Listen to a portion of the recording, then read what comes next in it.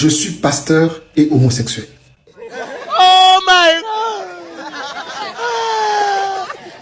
Avant, je disais ancien pasteur.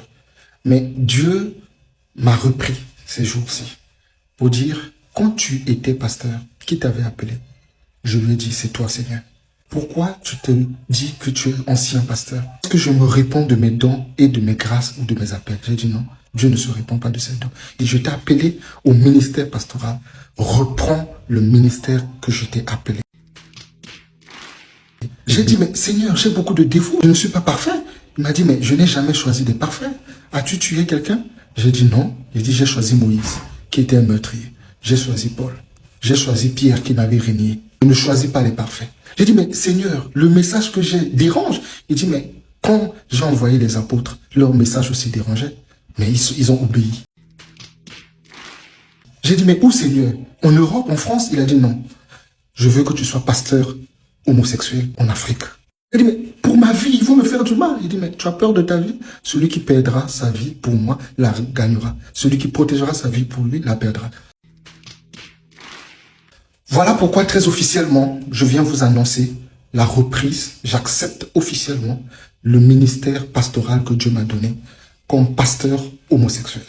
Mon message est que l'homosexualité n'est pas un péché. Dieu bénit les couples homosexuels.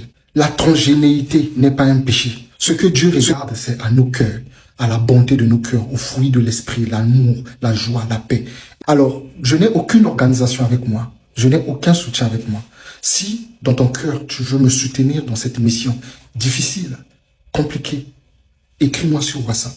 Et ensemble, nous pourrions réaliser ce grand combat et ce grand combat pour la gloire de notre Dieu. Tout le monde est faux parce que nous vivons sur le faux terre, faux monde.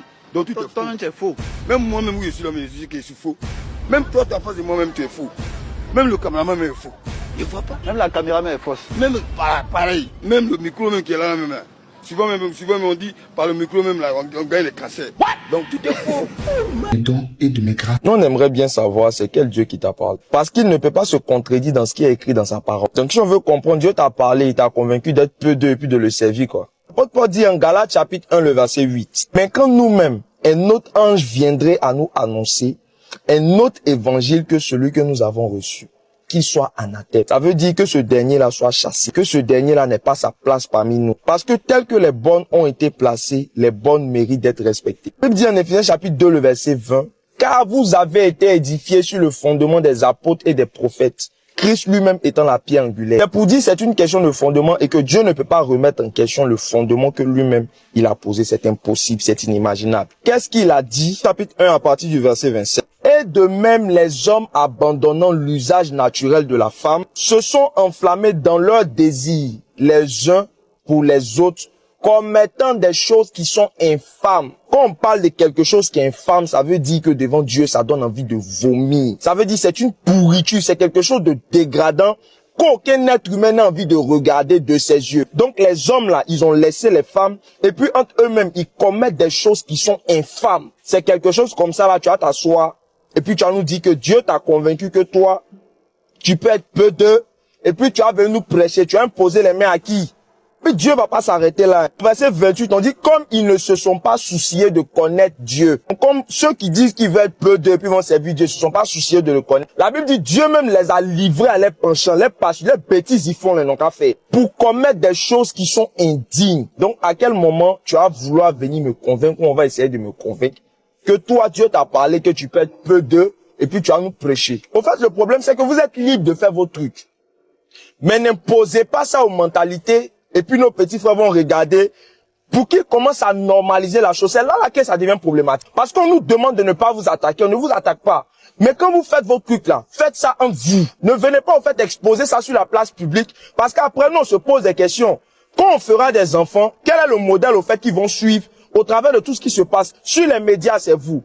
Partout, c'est vous. Dans les lieux religieux aussi, on va partir pour pouvoir garder un esprit sain et pur là.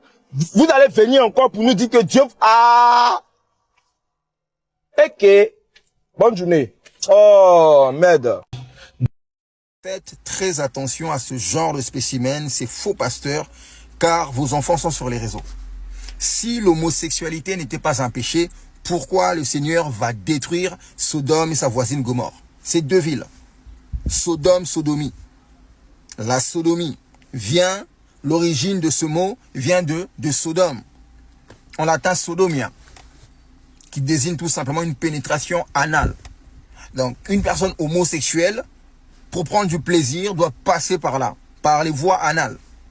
Et c'est strictement interdit par Dieu et par l'Église. Comment toi, pasteur, berger, qui doit conduire, paître les brebis, tu peux venir sur les réseaux dire de telles futilités?